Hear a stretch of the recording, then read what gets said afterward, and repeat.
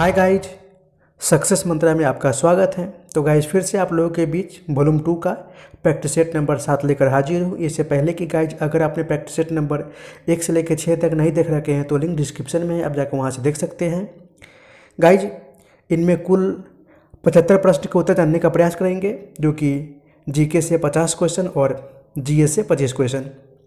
Guys अगर आप इस चैनल पर पहली बार विजिट कर रहे हैं तो चैनल को सब्सक्राइब कर दीजिए एवं बेल आइकन को दबा दीजिए, ताकि जब भी मैं ऐसी वीडियो अपलोड करूं तो सबसे पहले नोटिफिकेशन आपके पास पहुंचे। गाइज वीडियो अगर अच्छी लगी तो वीडियो को लाइक कर दीजिए, दोस्तों के साथ शेयर कर दीजिए एवं कमेंट जरूर करें कि आपने कितना स्कोर किया है एवं आपको यह प्रैक्टिस सेट कैसा लगा है।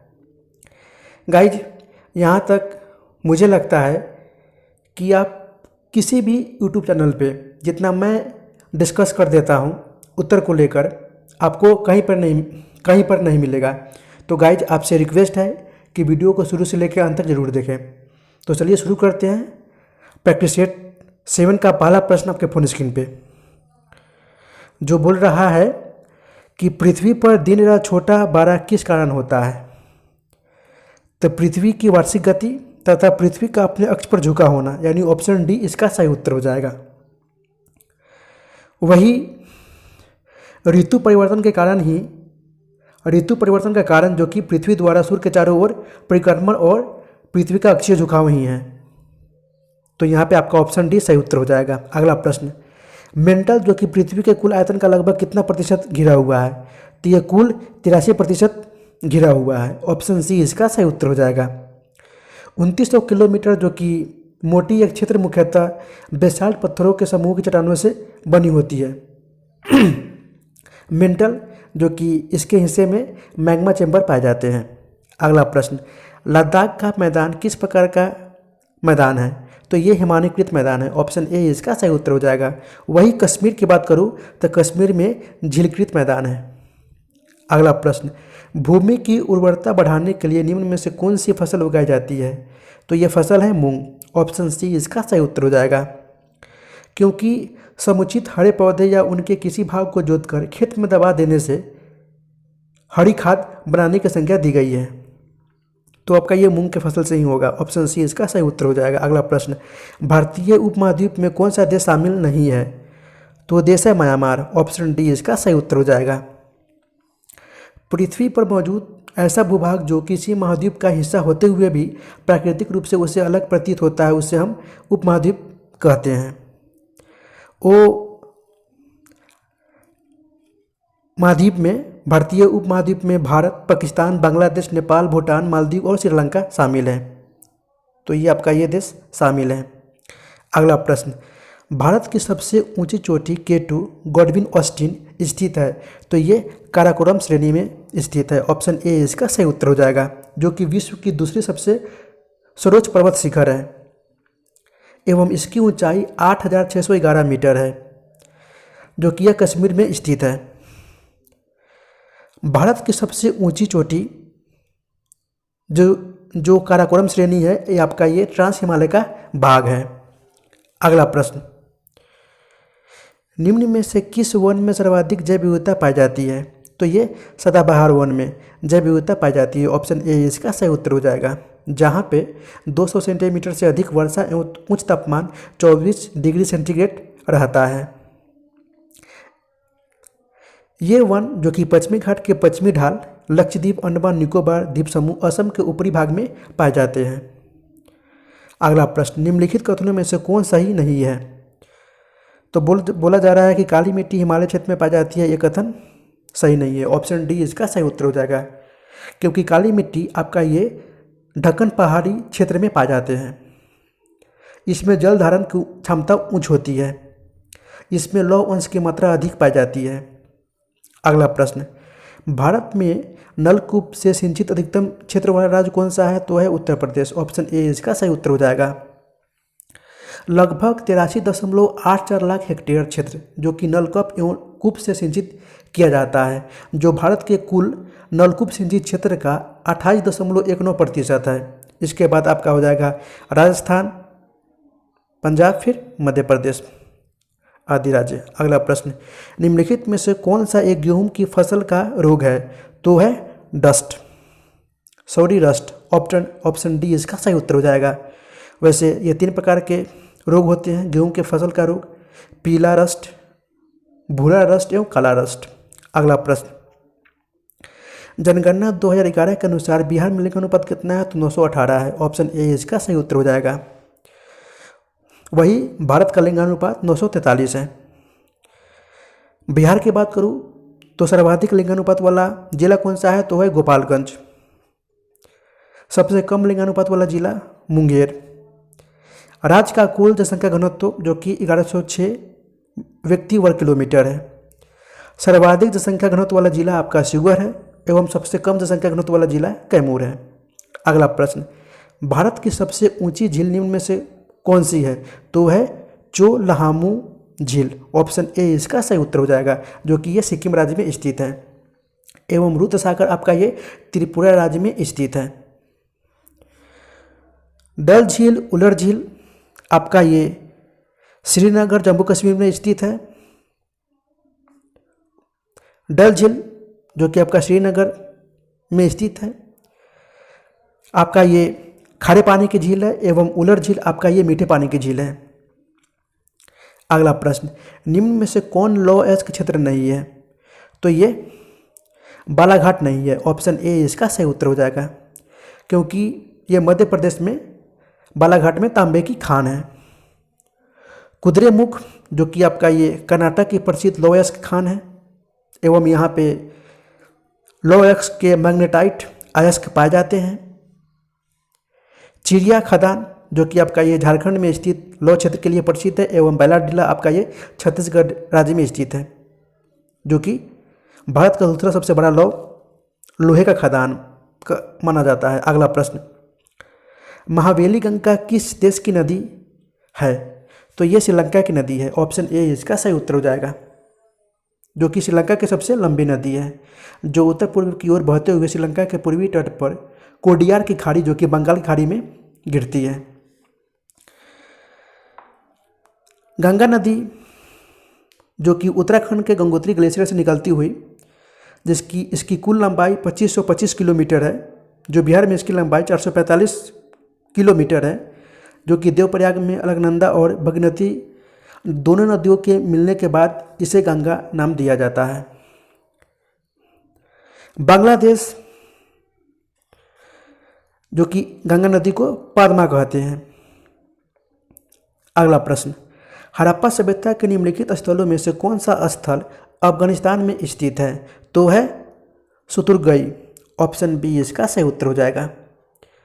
जबकि कोट दीजी, मोहनजोदड़ो, चन्हूदरो आपका ये पाकिस्तान में स्थित है। मोहनजोदड़ो जो कि सिंध के लारकाना जिले में स्थित है एवं इसको मृतकों का टीला कहते हैं। 1922 ईस्वी में इसकी खुदाई कराई गई थी। चन्हूदरो जो कि 1931 ईस्वी में इसकी खोज की गई थी। अगला प्रश्न, जैन धर्म के 24वें तीर्थकर भगवान महावीर का जन्म कहाँ हुआ था? तो 24वें एवं अंतिम तीर्थकर ये कुंडग्राम में हुआ था, वैशाली के कुंडग्राम में। ऑप्शन ए इसका सही उत्तर हो जाएगा, जो कि इनका बचपन का नाम वर्धमान था। एवं इनकी मृत्यु पावापुरी में हुई थी 527 ईसा पूर्व में। अगला प्रश्न, पावापुरी में नेपाल के लुम्बिनी में इनका जन्म हुआ था एवं इनका ज्ञान की प्राप्ति बोधगया में हुई थी, एक वृक्ष के निकट। अगला प्रश्न, इल्तुतमिश के शासनकाल के दौरान विशेष गुलामों को सैन्य सेवा के लिए खरीदा जाता था, जिन्हें हम किस नाम से जाना जाता था? तो यह बंदगान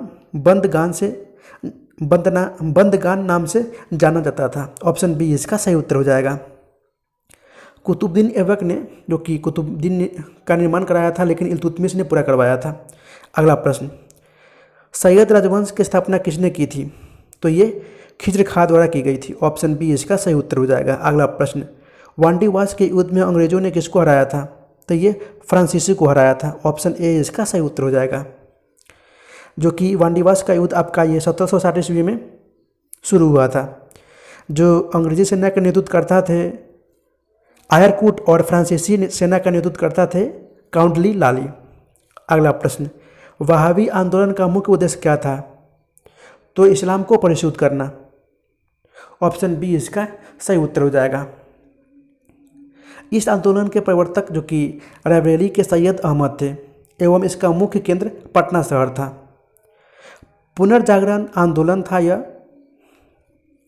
अगला प्रश्न, महात्मा गांधी ने किसको दीनबंधु की उपाधि दी थी? देशबंधु ने दीनबंधु की बात कराया तो CF एंड्रूज हो जाएंगे। वही देशबंधु के नाम से चित्तरंजन दास को जाना जाता है। खान अब्दुल गफ्फार खान को फ्रंटियर गांधी या सीमांत गांधी के नाम से जानते हैं। और स्वतंत्रता के बाद प्रथम राष्ट्रपति डॉक्टर राजेंद्र प्रसाद थे। अगला प्रश्न, एवं कृषि मंत्री भी थे। अगला प्रश्न, तृतीय आंग्ल मैसूर युद्ध के दौरान बंगाल के गवर्नर जनरल कौन थे? तो ये थे लॉर्ड कॉर्नवालिस। ऑप्शन बी इसका सही उत्तर हो जाएगा। जो कि तृतीय आंग्ल मैसूर युद्ध आपका ये 1790 से 92 की ईस्वी तक चला था। अगला प्रश्न, किस वायसराय ने भारत में वर्नाकुलर प्रेस एक्ट लागू किया है? तो ये लॉर्ड लिटन द्वारा लागू किया गया था। ऑप्शन डी इसका सही उत्तर हो जाएगा। जो कि 1878 को लागू करने के लिए जाना जाता है यह अधिनियम, वर्नाकुलर प्रेस एक्ट। एवं इस अधिनियम जो कि अनेक अन्य समाचार पत्रों के विरुद्ध मामले दर्ज किए गए थे। अगला प्रश्न, ब्रिटिश हाउस ऑफ कॉमन्स के सदस्य बनने वाले पहले भारतीय कौन थे? तो ये थे दादा भाई नौरोजी। ऑप्शन ए इसका सही उत्तर हो जाएगा। 1892 ईस्वी में उदारी दल की ओर से ब्रिटिश संसद के सदस्य चुने गए थे एवं इन्होंने लंदन में इंडियन सोसाइटी 1865 ईस्वी में एवं ईस्ट इंडिया एसोसिएशन 1866 ईस्वी में स्थापना की थी। बोयमेश चंद्र बनर्जी, WC बनर्जी, जो कि आपका ये ब्रिटेन के हाउस ऑफ कॉमन्स के लिए चुनाव लड़ने वाले प्रथम भारतीय थे, किंतु ये जीते नहीं थे। अगला प्रश्न, ऊंचाई मापने का यंत्र कौन सा है? तो ये है अल्टीमीटर। ऑप्शन सी इसका सही उत्तर हो जाएगा। वही थर्मोस्टेट, जो कि आपका ऊष्मातापी किसी यंत्र के तापमान को नियमित बनाए रखने का एक उपकरण है। पायरोमीटर, जो कि उच्च ताप को मापने वाला यंत्र है। एवं हाइग्रोमीटर, आपका ये आर्द्रता मापने के लिए हाइग्रोमीटर यंत्र का प्रयोग किया जाता है। अगला प्रश्न, चंद्रमा पर वायुमंडल नहीं होने का क्या कारण है? तो इसका सही उत्तर हो जाएगा, इस पर गैस अणुओं का पलायन वेग उनके वर्ग माध्य मूल वेग के से कम होता है। ऑप्शन डी इसका सही उत्तर हो जाएगा। क्योंकि चंद्रमा पर पलायन वेग से गैस के अणुओं का वेग ज़्यादा होने के कारण वहाँ से पलायन कर जाते हैं। ऑप्शन डी इसका सही उत्तर हो जाएगा। अगला प्रश्न, वर्षा के दौरान बारिश की बूंदें कैसी गिरती है? तो ये एक समान त्वरण से गिरती है। ऑप्शन डी इसका सही उत्तर हो जाएगा। एवं वर्षा की बूंदों का आकार जो कि पृष्ठ तनाव के कारण हमेशा गोल होता है। अगला प्रश्न, शुष्क सेल कितने वोल्ट का होता है? तो ये 1.5 वोल्ट का होता है। ऑप्शन ए इसका सही उत्तर हो जाएगा। शुष्क सेल जो कि वस्तुतः आपका ये जिंक कार्बन बैटरी होती है एवं इसमें 2 टर्मिनल धन एवं ऋण टर्मिनल होती है, जो कि विद्युत धारा धन टर्मिनल से ऋण टर्मिनल की ओर चलती है। अगला प्रश्न, निम्नलिखित में से कौन सा एक तत्व नहीं है? तो है पानी। तत्व वो होते हैं जो एक ही प्रकार के परमाणुओं से बने होते हैं। तो सोडियम, टीन, कार्बन एक ही परमाणु के अणु से बने होते हैं, जबकि पानी आपका ये 2 भिन्न भिन्न तत्वों से मिलकर बने होते हैं, हाइड्रोजन और ऑक्सीजन से मिलकर। इसलिए आपका ऑप्शन सी जो कि तत्व नहीं है सही उत्तर हो जाएगा। अगला प्रश्न, एक्वारेजिया किसका मिश्रण है? तो ये HCl एवं नाइट्रिक अम्ल का मिश्रण है, HNO3। ऑप्शन सी इसका सही उत्तर हो जाएगा। इसमें नाइट्रिक अम्ल और हाइड्रोक्लोरिक अम्ल जो कि 1:3 का मिश्रण है, जो गोल्ड एवं प्लेटिनम को गलाने में इसका उपयोग किया जाता है। अगला प्रश्न, निम्नलिखित में से कौन सा आवर्त सारणी का हिस्सा नहीं है? तो ये है गैस। ऑप्शन सी इसका सही उत्तर हो जाएगा। कुछ गैस जैसे hydrogen, helium, nitrogen, oxygen, fluorine, neon, chlorine, carbon नहीं, आर्गन, क्रिप्टन, जेनन, रेडॉन, जो कि आपका ये अधातु की श्रेणी में रखा गया है। अगला प्रश्न, निम्नलिखित में से कौन बहुलक नहीं है? तो ये घी बहुलक नहीं है। ऑप्शन ए इसका सही उत्तर हो जाएगा। बहुलक जो कि एक बड़ा अणु होता है जो रासायनिक बंधन द्वारा एक दूसरे से जुड़ी कई उप इकाइयों से बनता है। बहुलक प्रकृति में पाए जाते हैं एवं प्रयोगशाला में भी इसका निर्माण होता है। अगला प्रश्न, भारत के पहले पशु स्वास्थ्य शिखर सम्मेलन 2022 का आयोजन कहाँ किया गया है? तो ये नई दिल्ली में किया गया है। ऑप्शन बी इसका सही उत्तर हो जाएगा, जो कि इसे Indian chamber of food and agriculture ICFA और एग्रीकल्चर टुडे ग्रुप द्वारा आयोजित किया गया है। अगला प्रश्न, दिल के दौरे का क्या कारण है? तो ये हृदय तक रक्त आपूर्ति की कमी के कारण दिल का दौरा होता है, हार्ट अटैक। ऑप्शन सी इसका सही उत्तर हो जाएगा, क्योंकि हार्ट अटैक में तंतु ऊतक से चकत्ते और कोलेस्ट्रॉल एवं अन्य लिपिड पदार्थों के जमा हो जाने से हृदय धमनियों में रक्त का थक्का पहुंच जाता है एवं उसमें वाहिका का आंतरिक द्वार संकीर्ण हो जाता है। ऑप्शन सी इसका सही उत्तर हो जाएगा। अगला प्रश्न, निम्नलिखित में से कौन हृदय के दाहिने भाग से विऑक्सीकृत रक्त को फेफड़े में ले जाती है? तो ले जाती है फुसफुस धमनी। ऑप्शन सी इसका सही उत्तर हो जाएगा। फुसफुस धमनी वह धमनी होती है जो हृदय के दाहिने भाग से विऑक्सीकृत रक्त को फुसफुस फेफड़ों में ले जाती है। फुसफुस शिरा, ये आपका उन शिरा को कहते हैं जो फुसफुस फेफड़ों से ऑक्सीकृत रक्त लेकर उसे हृदय तक पहुंचाती है। रक्त को हृदय से दूर ले जाने वाली नलिकाओं को धमनी कहते हैं। धमनी वे रक्त वाहिकाएं होती है जो हृदय से शरीर के सभी भागों तक ऑक्सीजन युक्त तक पहुंचाती है। अगला प्रश्न, पेयजल में नाइट्रेट की मात्रा अधिक होने से कौन सा रोग होता है? तो ये होता है blue baby syndrome. Option D इसका सही उत्तर हो जाएगा। टाइफाइड, जो कि आपका एक संक्रमण है, बुखार संक्रमण, जो दूषित भोजन और पानी के माध्यम से फैलता है। हैजा, आपका एक बैक्टीरिया से होने वाला ये रोग है जो पानी से ही फैलता है, जिससे गंभीर दस्त और शरीर में पानी की कमी हो जाती है। अगला प्रश्न, रक्तचाप को नियंत्रित करने वाला ग्रंथि कौन सा है? तो है अधिवृक्क ग्रंथि। ऑप्शन बी इसका सही उत्तर हो जाएगा।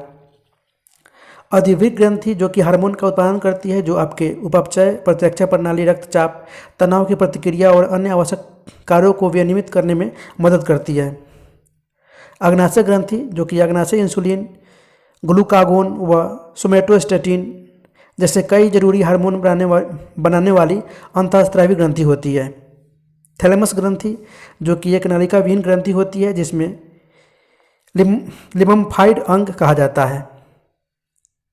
अगला प्रश्न, एरिथ्रोसाइट्स और ल्यूकोसाइट्स दोनों किसमें बनते हैं? तो ये अस्थिमज्जा में बनते हैं, बोन मैरो में। ऑप्शन ए इसका सही उत्तर हो जाएगा। एरिथ्रोसाइट्स और ल्यूकोसाइट्स के साथ साथ प्लेट्स का भी निर्माण होता है बोन मैरो में, अस्थिमज्जा में। एरिथ्रोसाइट्स को हम लाल रक्त कणिका कहते हैं एवं ल्यूकोसाइट्स को हम श्वेत रक्त कणिका कहते हैं। अगला प्रश्न, निम्नलिखित में से कौन मस्तिष्क का भाग नहीं है? तो ये पिन्ना मस्तिष्क का भाग नहीं है। ऑप्शन सी इसका सही उत्तर हो जाएगा, क्योंकि पिन्ना या शरीर के बाहर दिखने वाला कान का बाहरी भाग है, जैसे हम ऑरिकुला कहते हैं। संरचनात्मक रूप से मस्तिष्क के 3 मुख्य भाग होते हैं, जो कि अग्र मस्तिष्क, मध्य मस्तिष्क और पश्च मस्तिष्क। अगला प्रश्न, निम्नलिखित में से कौन सा खनिज आँख के नेत्रपटल, कोशिका झिल्ली और प्रोटीन संरचना को स्वस्थ बनाए रखने में मदद करता है? तो यह करता है जिंक। ऑप्शन बी इसका सही उत्तर हो जाएगा। अगला प्रश्न, हाल ही में कौन सा राज्य अपनी इंटरनेट सेवा शुरू करने वाला देश का पहला राज्य बन गया है? तो बन गया है केरल। ऑप्शन बी इसका सही उत्तर हो जाएगा। एवं केरल के मुख्यमंत्री पिनराई विजयन हैं और राज्यपाल आरिफ मोहम्मद खान हैं। अगला प्रश्न, पेप्टिक अल्सर के लिए कौन सा जीवाणु जिम्मेदार होता है? तो ये होता है हेलिकोबैक्टर पाइलोरी। ऑप्शन डी इसका सही उत्तर हो जाएगा। पेप्टिक अल्सर के कारण पेट में जलन तथा आमाशय की लाइनिंग में घाव हो जाने से रक्तस्राव होता है। अगला प्रश्न, किण्वन के पश्चात सबसे व्यापक में शीरा का प्रयोग निम्नलिखित में से क्या तैयार करने के लिए किया जाता है? तो ये एथेनॉल तैयार करने के लिए किया जाता है। ऑप्शन बी इसका सही उत्तर हो जाएगा। अगला प्रश्न, ऑप्शन बी इसका सही उत्तर हो जाएगा। अगला प्रश्न, लौह इस्पात कारखाना जो लौह अयस्क क्षेत्र एवं कोयला क्षेत्र दोनों के समीप है, तो है जमशेदपुर। ऑप्शन बी इसका सही उत्तर हो जाएगा, जमशेदपुर झारखंड। जो कि कोयला के समीप आपके जो क्षेत्र हैं वो है हीरापुर, कुल्टी, दुर्गापुर, बोकारो, एवं लौ के समीप क्षेत्र हैं आपका भिलाई, भीरावती, राउरकेला, विजयनगर आदि। अगला प्रश्न, निम्नलिखित में से किसका वैज्ञानिक नाम मैंगिफेरा इंडिका है? तो ये आम का है वैज्ञानिक नाम, ऑप्शन बी इसका सही उत्तर हो जाएगा।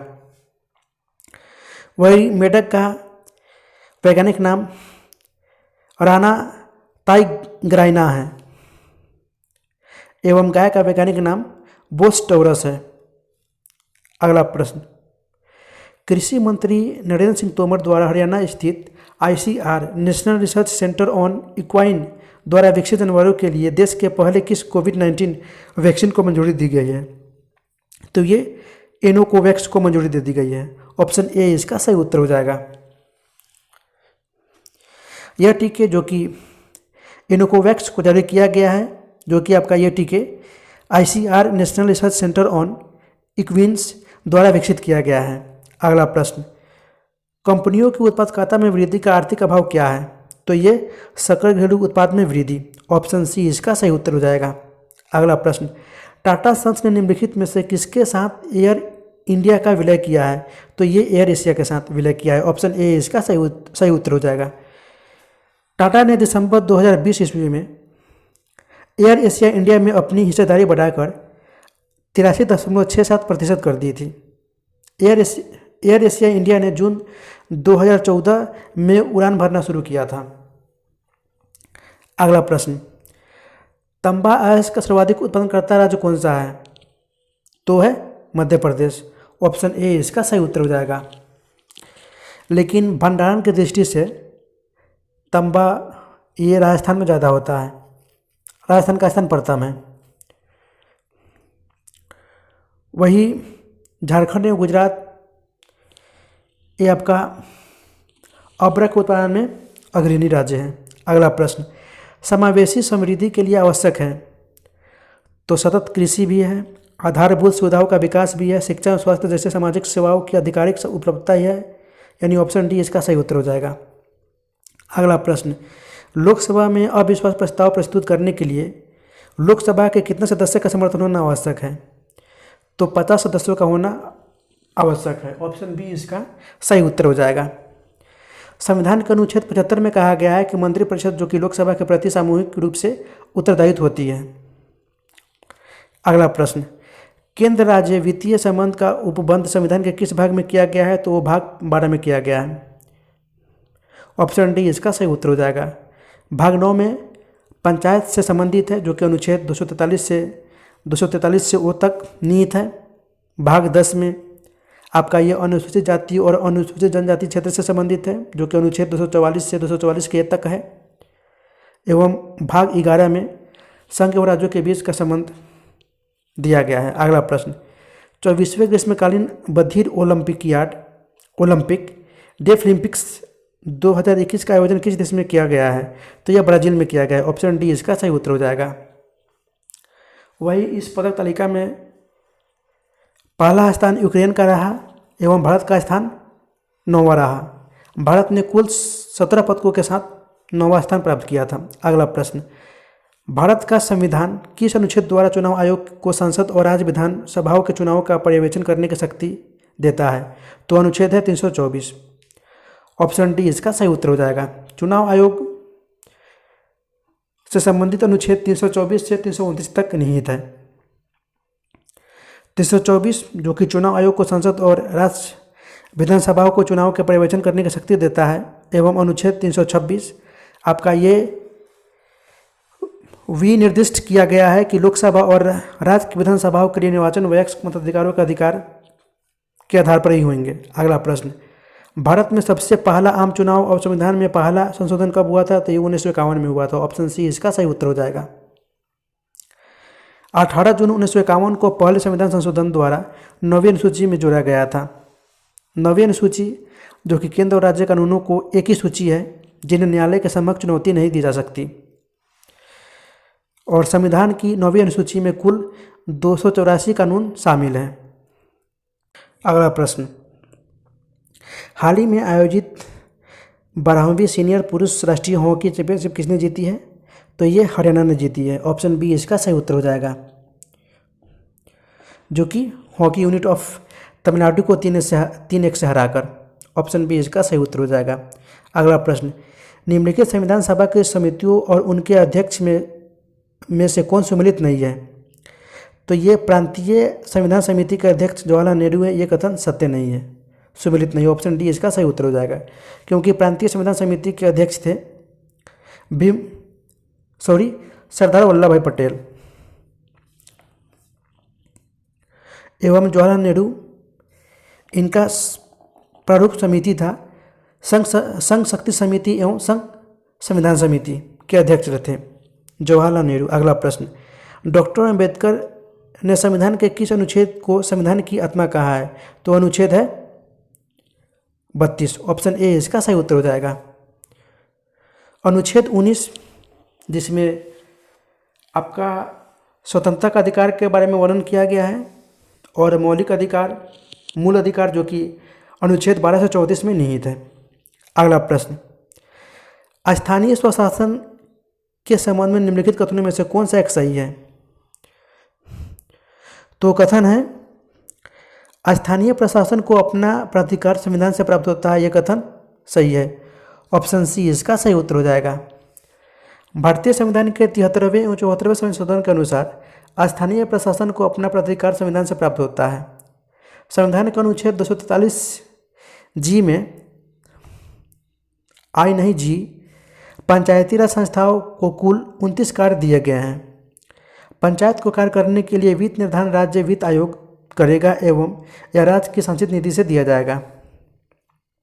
अगला प्रश्न, प्रथम पिछड़ा वर्ग आयोग का गठन किसकी अध्यक्षता में किया गया था? तो ये कागा साहब कालेलकर की अध्यक्षता में किया गया था। ऑप्शन सी इसका सही उत्तर हो जाएगा। संविधान का अनुच्छेद 340 का पालन करते हुए प्रथम पिछड़ा वर्ग आयोग का गठन 29 जनवरी 1953 ईस्वी को काका कालेलकर साहब की अध्यक्षता में राष्ट्रपति के आदेश से किया गया था। अगला प्रश्न, निम्न में से कौन संयुक्त राष्ट्र की सुरक्षा परिषद का स्थायी सदस्य नहीं है? तो है जर्मनी। ऑप्शन ए इसका सही उत्तर हो जाएगा। कुल इसमें 15 सदस्य हैं, जिसमें 5 अस्थायी सदस्य होते हैं। संयुक्त राज्य अमेरिका, ब्रिटेन, रूस, फ्रांस एवं चीन, आपका ये 5 अस्थायी सदस्य हैं एवं 10 अस्थायी सदस्य हैं, जो 2 वर्ष के कार्यकाल के लिए संयुक्त राष्ट्र महासभा द्वारा चुने जाते हैं। अगला प्रश्न, एवरेस्ट शिखर पर चढ़ने वाली दूसरी भारतीय महिला थी? तो ये संतोष यादव हैं, जो कि ये हरियाणा की निवासी रहने वाली है। ऑप्शन ए इसका सही उत्तर हो जाएगा। वही पहली भारतीय महिला थी बिचेंद्री पाल। लेकिन संतोष यादव की बात करूं तो ये एवरेस्ट पर 2 बार चढ़ने वाली दूसरी भारतीय महिला है। अगला प्रश्न, निम्नलिखित में से कौन सा विश्व का सबसे बड़ा क्रिकेट स्टेडियम है? तो है नरेंद्र मोदी स्टेडियम, जो कि अहमदाबाद में है। ऑप्शन सी इसका सही उत्तर हो जाएगा। अगला प्रश्न, भारत वन स्थिति रिपोर्ट 2021 के अनुसार वनावरण के क्षेत्रफल की दृष्टि से बिहार के निम्नलिखित जिलों का सही और वही क्रम बताइए। तो ये आपका हो जाएगा कैमूर, पश्चिम चंपारण, रोहतास, जमुई। ऑप्शन सी इसका सही उत्तर हो जाएगा। वही कैमूर में 251 वर्ग किलोमीटर वनावरण का क्षेत्रफल है, पश्चिमी चंपारण में 903, रोहतास में 669 तथा जमुई में 661 वर्ग किलोमीटर वनावरण क्षेत्रफल है। अगला प्रश्न, भारत ने किस देश के साथ पंचशील संधि पर हस्ताक्षर किया था? तो ये चीन के साथ। ऑप्शन सी इसका सही उत्तर हो जाएगा, जो कि ये बहुत पुराना है। 29 अप्रैल 1954 को चीन के साथ पंचशील संधि पर हस्ताक्षर किए थे, जो कि यह समझौता चीन के तिब्बत क्षेत्र और भारत के बीच व्यापार और आपसी संबंधों को लेकर हुआ था। अगला प्रश्न, युद्ध काल में सर्वोच्च वीरता पुरस्कार कौन सा है? तो यह परमवीर चक्र है। ऑप्शन डी इसका सही उत्तर हो जाएगा। एवं इस पुरस्कार की स्थापना जो कि 26 जनवरी 1950 को की गई थी। एवं प्रथम परमवीर चक्र पाने वाला व्यक्ति थे मेजर सोमनाथ शर्मा। अगला प्रश्न, निम्न में से कौन सी पुस्तकें पत्रिकाएं अरविंद घोष द्वारा लिखी गई है? तो है सावित्री, लाइफ डिवाइन, युगांतर, इसके साथ साथ द सोशल साइकिल। ये अरविंद घोष की लिखी गई पुस्तकें और पत्रिकाएं हैं। तो ऑप्शन डी इसका सही उत्तर हो जाएगा। अगला प्रश्न, अंतर्राष्ट्रीय फिल्म अकादमी पुरस्कार आईफा 2022 के संबंध में कौन सा कथन सत्य है? तो सर्वश्रेष्ठ अभिनेता विकी कौशल को सरदार उधम फिल्म के लिए दिया गया था। सर्वश्रेष्ठ अभिनेत्री कृति सेनन को मिमी के लिए, एवं सर्वश्रेष्ठ निर्देशक विष्णुवर्धन सिरसा के लिए, एवं सर्वश्रेष्ठ फिल्म सिरसा को दिया गया। यानी ऑप्शन डी इसका सही उत्तर हो जाएगा। सभी कथन सही है। अगला प्रश्न, प्रागैतिहासिक काल के निम्नलिखित में से किस शहर में कपास उगाया जाता है? तो ये मेहरगढ़ में उगाया जाता है।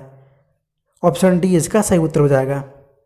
नवपाषाण काल में कपास का पहला प्रमाण जो कि मेहरगढ़ से ही मिला था, एवं फसल उत्पादन का सबसे पहला प्रमाण जो कि मेहरगढ़ से ही मिला है, जिसमें जौ और गेहूं की खेती के प्रमाण मिले हैं। अगला प्रश्न, सौरभ चौधरी किस खेल से संबंधित खिलाड़ी हैं? तो ये निशानबाजी से संबंधित खिलाड़ी हैं। वही कुश्ती, तो कुश्ती से बजरंग पुनिया और विनेश फोगाट, और भाला फेंक से नीरज चोपड़ा। तो गाइज यहाँ पे आपका 70 क्वेश्चन समाप्त होता होगा। तो वीडियो को शुरू से अंत तक देखने के लिए आपको बहुत बहुत धन्यवाद। गाइज वीडियो अगर अच्छी लगी तो वीडियो को लाइक कीजिए, चैनल पे नए हैं तो चैनल को सब्सक्राइब कीजिए, एवं दोस्तों के साथ शेयर कीजिए, एवं कमेंट जरूर करें कि आपको यह प्रैक्टिस कैसा लगा है। फिर मिलते हैं नेक्स्ट वीडियो में, तब तक के लिए गुड बाय, जय हिंद, टेक केयर ऑफ योरसेल्फ।